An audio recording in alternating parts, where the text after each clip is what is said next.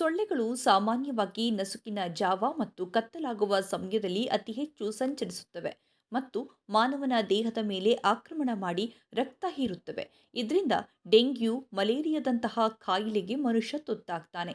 ಆದರೆ ಮಹಾರಾಷ್ಟ್ರದ ಪುಣೆಯ ಮುತಾನ್ ನದಿಯ ಮೇಲೆ ಅಸಾಮಾನ್ಯ ಸೊಳ್ಳೆ ಸುಂಟರಗಾಳಿ ಎಬ್ಬಿಸಿವೆ.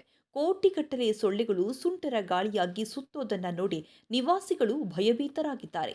ಮಹಾರಾಷ್ಟ್ರದ ಪುಣೆಯ ಮುತಾನ್ ನದಿಯ ಮೇಲೆ ಅಸಾಮಾನ್ಯ ಸೊಳ್ಳೆ ಸುಂಟರ ಗಾಳಿಗಳು ಸುತ್ತುತ್ತಿರುವುದು ಕಂಡುಬಂದಿದೆ. ಪುಣೆಯ ಸ್ಕೈಲೈನ್ನಲ್ಲಿ ಗುಂಯ್ಗುಡುತ್ತಾ ಸೊಳ್ಳೆಗಳು ಸುಂಟರ ಗಾಳಿಯಾಗಿ ಕೇಶವನಗರ ಮತ್ತು ಖಾರಾಡಿ ಸ್ಥಳದ ಮೇಲೆ ಹಾರಿದ್ವು. ಭಯಭೀತರಾದ ನೆಟಿಜನ್ಗಳು ಫ್ರೆಮ್ತೋ ವರ್ಗಗಳಿಗೆ ಕರೆ ನೀಡಿದ್ದಾರೆ. ಇಂತಹ ಸೊಳ್ಳೆ ಸುಂಟರ ಗಾಳಿಗಳು ಮಹಾರಾಷ್ಟ್ರದಲ್ಲಿ ಹೊಸ ದೃಶ್ಯವಲ್ಲವಾದರೂ ಪುಣೆಯಂತಹ ನಗರ ಪರಿಸರದಲ್ಲಿ ಮುತಾನ್ ನದಿಯ ಮೇಲೆ ಅವು ಸುತ್ತುತ್ತಿರುವುದನ್ನು ನೋಡುವುದು ಅಪರೂಪ. ಇತ್ತೀಚಿನ ಹವಾಮಾನ ಪರಿಸ್ಥಿತಿಗಳು ಕೀಟಗಳಿಗೆ ಅನುಕೂಲಕರ ಸಂತಾನೋತ್ಪತ್ತಿಯನ್ನು ಸೃಷ್ಟಿಸಿವೆ ಎಂದು ವರದಿಯಾಗಿದೆ.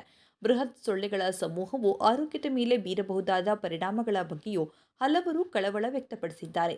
ಈ ರೀತಿಯ ಸೊಳ್ಳೆ ಸುಂಟರಗಾಳಿಗಳು ಮಧ್ಯ ಅಮೆರಿಕ ಮತ್ತು ರಷ್ಯಾದಿಂದ ಸಾಮಾನ್ಯವಾಗಿ ಮಳೆಗಾಲದಲ್ಲಿ ವರದಿಯಾಗುತ್ತವೆ ಎಂದು ತಿಳಿದುಬಂದಿದೆ.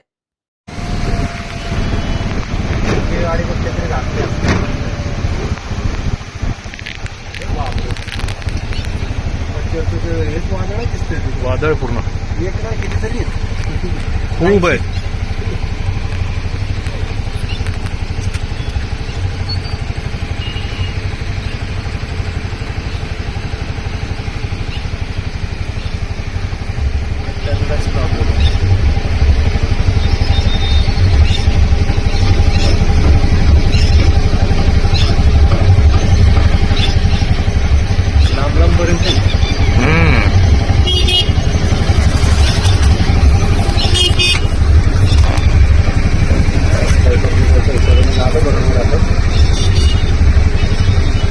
गाडीच पास व्हायला